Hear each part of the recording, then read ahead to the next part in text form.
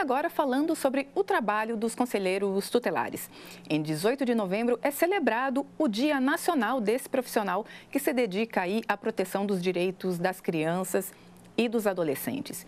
Rio Preto conta atualmente com 2 conselhos tutelares e eu converso agora com o Wilson Tadeu Corrêa, profissional que atua no Conselho Sul.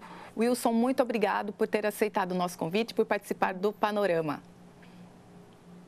Oi, Vivian, boa tarde. Para a gente é sempre um prazer poder falar com vocês aí e explicar para a comunidade, para a sociedade riopretense o nosso trabalho. Exatamente. Wilson, eu vou começar de uma forma muito básica para quem talvez não conheça exatamente a totalidade do trabalho de um conselheiro. Qual o papel do conselheiro tutelar? Que atividades vocês desenvolvem? Bom, Vivian, para a gente falar assim da atividade do conselheiro, a gente precisa antes dar uma pincelada no que é o Conselho Tutelar, né? O Conselho Tutelar, ele é um órgão permanente, ou seja, 24 horas por dia, 7 dias por semana, autônomo, e ele é encarregado pela sociedade, nós somos eleitos, né? Pela sociedade para zelar pelo cumprimento dos direitos da criança e do adolescente, direitos esses definidos no ECA, que é o Estatuto da Criança e do Adolescente. Por isso que é importante a população participar votando nos seus candidatos aí. E o Conselho Tutelar, ele não é executor das suas atividades, né, das suas ações. Ele promove a execução de suas decisões, requisitando serviços públicos nas diversas áreas: saúde, educação, serviço social, previdência, trabalho, enfim. Todas as políticas públicas, o Conselho Tutelar aciona para que seja garantido o direito das crianças e bem como a sua proteção. Para fazer isso, a gente pode, inclusive, representar na vara da infância os casos do não cumprimento das nossas decisões por parte dos eventuais opressores ou ofensores, né? E também notificamos o Ministério Público da notícia de fato de eventual situação que caracteriza infração penal ou infração administrativa contra os direitos das crianças. Tá certo. Wilson, a gente falou um pouquinho dessas violações de direitos. Vamos citar algumas para a população. A gente ouve falar bastante, por exemplo, de negligência, a questão da violência física, ou pode ser outros tipos de violência contra a criança e o adolescente. Que outros casos, né, que se apresentam aí como violações de direitos e que o Conselho atua, né, para que elas sejam suspensas e não ocorram? Bom, encabeça a lista aí, com certeza, os maus tratos, a violência física ou a violência psicológica. Mas nós temos, infelizmente, hoje em Rio Preto, numa crescente assim muito preocupante, os casos de abuso sexual também, tá? Nós temos casos de negligência, são muitos, a incidência também é bastante grande, e agora, no pós-pandemia, a evasão escolar. Infelizmente, a evasão escolar assim, tem apresentado um índice muito grande em relação ao antes da pandemia, tá? E os maus tratos, principalmente, eles encabeçam, com certeza, a lista aí de violação de direitos e negligência. Wilson, e qual que é geralmente o caminho? Por exemplo, chega uma denúncia ao conselho. Quais são os primeiros passos? Procura-se a família para averiguar aquela situação, depois talvez procurem-se os órgãos que possam auxiliar nessa questão. Quais são esses passos? Bom, primeiro nós avaliamos a denúncia. Se é uma denúncia urgente, uma denúncia grave, o Conselho Tutelar ele atua prontamente. Nós vamos até o local para fazer a proteção dessa criança. Se o caso não requer assim um atendimento imediato, ou seja, pega o carro e vai lá atender, nós notificamos os responsáveis por essa criança, apresentamos a denúncia recebida com a preservação da fonte, tá? Todas as denúncias são tratadas como anônimas, isso é muito importante que a população tenha conhecimento. E, a partir daí, ouvimos os responsáveis, aplicamos medidas, pode ser uma advertência, são várias medidas que a gente pode aplicar a esses responsáveis. E depois encaminhamos para os órgãos de proteção, os equipamentos de proteção que nós chamamos, que é a assistência social, serviço social, que é a educação, a saúde, enfim, aquele equipamento, aquela política pública que vai atuar junto à família para que aquele problema denunciado ele venha a ser eliminado. Tá certo. Wilson, há pouco você falou a questão da evasão escolar e a gente está num período agora de realização de matrícula escolar. Como é que funciona em dois casos? O primeiro, a criança precisa estar na escola. Quando ela não está, como é que o conselho atua? E a segunda questão é a questão da vacina. A Secretaria Municipal de Educação já anunciou que, no momento da matrícula, dentre os documentos solicitados, está uma declaração ali de atualização vacinal do aluno, ou seja, é preciso estar com a carteirinha de vacinação em dia. Se ele não estiver, a educação ela não impede a matrícula, mas ela orienta a família e dá 60 dias para que essa situação seja solucionada. Se não for, a secretaria já avisou que aciona o conselho. Então, como é que vocês procedem nesses dois casos? No caso de uma criança que deveria estar na escola e não está, e no caso dessa questão da vacina, por exemplo? Bom, primeiro, a criança fora da escola. Uma vez o conselho tomando conhecimento disso, pode ser através de uma denúncia ou até mesmo os pais procurarem o conselho relatando a dificuldade de conseguir a vaga. O conselho prontamente atua junto à Secretaria Municipal de Educação ou à Diretoria de Ensino para providenciar a matrícula dessa criança em uma escola. Tá? Isso eu estou dizendo a partir dos 4 anos que o ensino é obrigatório. E com certeza essa criança ou adolescente vai ter, por parte da Secretaria Municipal ou da Diretoria Estadual, a indicação de uma escola para que ele passe a frequentar. Se essa escola está distante do território onde ele reside, é garantido para ele o passe escolar. Agora, a questão da vacina. Bom, a Secretaria Municipal, ela divulgou aí um documento, né, dizendo exatamente isso que você falou. No ato da matrícula ou rematrícula, os responsáveis têm que apresentar uma declaração de situação vacinal. Se não apresentar ou se ela estiver desatualizada, eles têm um prazo de 60 dias. A única observação que nós fazemos, e é muito importante isso, é que na orientação dada pela Secretaria, imediatamente após os 60 dias de prazo, a Secretaria encaminha os casos para o Conselho. Na verdade, antes de encaminhar para o Conselho, a Secretaria ela tem que acionar a saúde do território, a unidade de saúde do território. Para quê? Para que juntos, saúde e educação, interajam com essa família para a gente conhecer o porquê eles não estão vacinando seus filhos, para caracterizar a violação do direito, ok? Agora, simplesmente mandar para a gente sem dizer o motivo ou sem esgotar as possibilidades, inclusive com a participação da saúde, nós não conseguimos dar um encaminhamento. Uma vez feito esse trabalho e nós recebemos a relação, olha, não vai dar vacina porque os pais, por motivos religiosos, tem uma série de motivos. Nós vamos acionar esses responsáveis, vamos tentar conscientização da importância da vacina. Não tendo êxito, aí nós encaminhamos para a vara da infância, que vai tomar e adotar as providências cabíveis aí. Tá certo. Desculpa, Wilson, pode continuar. Era isso, né? E é importante dizer o seguinte, que o ECA, no artigo 14, ele prevê a obrigatoriedade da vacinação das crianças nos casos recomendados pelas autoridades sanitárias. E existe lá aquele Plano Nacional de Imunização, isso é acessível, todos os pais responsáveis podem acessar essa informação que é muito importante. É verdade. E complementando essa informação, além do ECA, tem lei estadual falando sobre essa necessidade da apresentação aí da questão da vacinação na matrícula. Wilson, eu queria ver contigo como é que está hoje a questão da demanda nos conselhos. Rio Preto tem aí 94 mil crianças e adolescentes, então uma população de quase 100 mil pessoas aí, crianças e adolescentes, que os conselhos, 2 no momento aqui da cidade, precisam cuidar.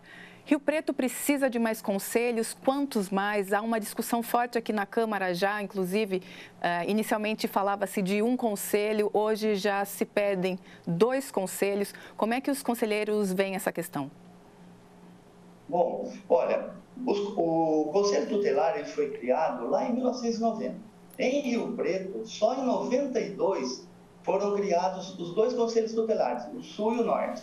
Na época, o Rio Preto tinha em torno de, e eu estou aumentando um pouquinho, perto de 200 mil habitantes. Hoje, 30 anos depois, nós continuamos com os mesmos 2 conselhos tutelares. Ou seja, se lá em 92, nós tínhamos 200 mil habitantes, hoje, só de crianças, nós temos metade da população de 30 anos e permanecemos os 2 conselhos. Então, desnecessário dizer até que ela é muito grande e nós, infelizmente, não estamos conseguindo dar o encaminhamento que nós gostaríamos que fosse dado. Já acionamos o Ministério Público, a própria Câmara Municipal, nós estivemos aí há uns 15 dias, tivemos a oportunidade de usar a tribuna e também acionamos o Ministério Público. É um pedido de socorro, na verdade. 30 anos com 2 conselhos, na época em torno de 200 mil e agora o censo está prevendo alguma coisa perto dos 480, 500. É só fazer a continha, né? Wilson, hoje nós temos 10 conselheiros tutelares, 5 para cada um dos conselhos. Vocês veem que seria necessário uma estrutura semelhante, talvez mais 2 conselhos, com 5 conselheiros cada? Vocês já têm uma previsão de como seria um serviço melhor, né, para atender justamente de uma forma ainda melhor essa população? O Conselho Tutelar, a estrutura dele é definida por lei, 5 conselheiros por conselho tutelar, tá? Então, existe uma recomendação do CONANDA de que a cada 100 mil habitantes seja criado um novo conselho tutelar. Ou seja, Rio Preto, se nós considerarmos só os 400 mil habitantes, nós já deveríamos ter o 4º conselho, né? Mais 2 conselhos. Se a estimativa do censo se comprovar em torno de 480, mais alguns anos, Rio Preto já vai estar precisando do 5º. É alguma coisa assim que tem que ser pensada com muito carinho pelo poder público, né? Para que as nossas crianças, de fato, tenham os seus direitos garantidos e tenham a sua proteção integral garantida. Wilson, e quando a gente fala em números de atendimentos, pensando especialmente, por exemplo, no Conselho Sul, por exemplo, que é onde você atua, há uma média de número de casos atendidos por mês? É muito flutuante? Olha, depois do pós-pandemia, né, principalmente agora em 2022, nós estamos tendo uma média mensal de novos casos em torno de 300, tá? É uma média. Por mês? E só 300 casos, Só que é importante dizer o seguinte, como você disse, nós temos em torno de 100 mil crianças e muitos processos estão em andamento. Então, além desses 300 por mês, né, a média mensal, nós temos uma quantidade absurda de atendimentos daqueles casos que já estão em andamento. Tá? Então, nós fazemos o primeiro atendimento e encaminhamos, mas normalmente as famílias voltam, os equipamentos de proteção interagem com a gente, sempre tem aí esse acompanhamento do conselho, que ele tem que ser feito, né? Precisamos fazer para que nós tenhamos a certeza de que o objetivo foi atingido e cada dia mais entrando novos casos. Evasão escolar, por exemplo, assim, às vezes a gente recebe de uma escola 30, 40 casos no mesmo dia. Esses a gente nem está computando como caso novo, né? Porque não dá para a gente saber exatamente quantos vêm. Das vacinas, uma escola estadual já encaminhou para a gente, de uma vez só, 60 casos. Obviamente nós devolvemos porque eles não acionaram a saúde. Interagimos com a saúde, encaminhamos esses casos para a saúde, eles estão trabalhando e logo, logo eles retornam para a gente. Então, casos novos, em torno de 300 por mês. No Conselho Norte, Vivian, a demanda deles é maior que a nossa. Tá? Com toda certeza, a demanda deles é maior que a nossa. Então, a gente sabe que lá também eles estão, assim, numa situação bastante complicada nas suas atividades. Tá certo. Wilson, de onde que vêm as denúncias que chegam ao Conselho? São essencialmente, a maioria vem da própria sociedade, então, das famílias, ou vem de instituições, escolas, por exemplo? A maioria vem das famílias, da sociedade, da família não, da sociedade de um modo geral. Mas nós recebemos também notificações das escolas, porque é lá que as crianças passam a maior parte do tempo, é lá que as crianças, de repente, aparecem com marcas pelo corpo, mesmo aquelas crianças mais novinhas, na creche, por exemplo, na hora que elas vão ser trocadas, aparece algum tipo de ferimento, alguma coisa que pode caracterizar um abuso. Então, as escolas, elas são muito importantes na notificação desses casos para o Conselho. E é muito importante também que não só as escolas municipais, mas as particulares façam essa notificação para o Conselho Tutelar, né? Mas vem também das unidades de saúde, outro dia nós recebemos uma denúncia de uma igreja, olha só, o denunciante, talvez por preocupação, por medo, talvez seja até da família, o que ele fez? Ele participou lá do seu culto religioso, né? E depositou uma cartinha endereçada ao Conselho Tutelar em um local onde ela ou ele sabia, que alguém ia ter acesso. Então, os responsáveis pela igreja receberam aquela carta, viram que era alguma coisa relacionada ao Conselho e mandou para a gente. Perfeito, a denúncia chegou até nós. Qualquer pessoa mesmo pode ligar e a gente até pede, liguem, não se omitam. Porque ele vai descobrir que sou eu. O Conselho Tutelar garante o anonimato da denúncia. Obviamente, há casos que a pessoa acabou de brigar ali com a esposa ou com o esposo e chega a denúncia. Ele vai imaginar que seja aquela pessoa, mas com certeza o Conselho Tutelar jamais ele aponta a fonte. Wilson, você acabou de falar sobre os contatos, sobre a necessidade, né, dessa notificação ao Conselho. Eu vou deixar aqui os números e endereços dos conselhos, começando pelo Conselho Tutelar Sul, que fica na rua Maximiano Mendes, número 54, na Vila Santa Cruz. O telefone é o 3232-2818.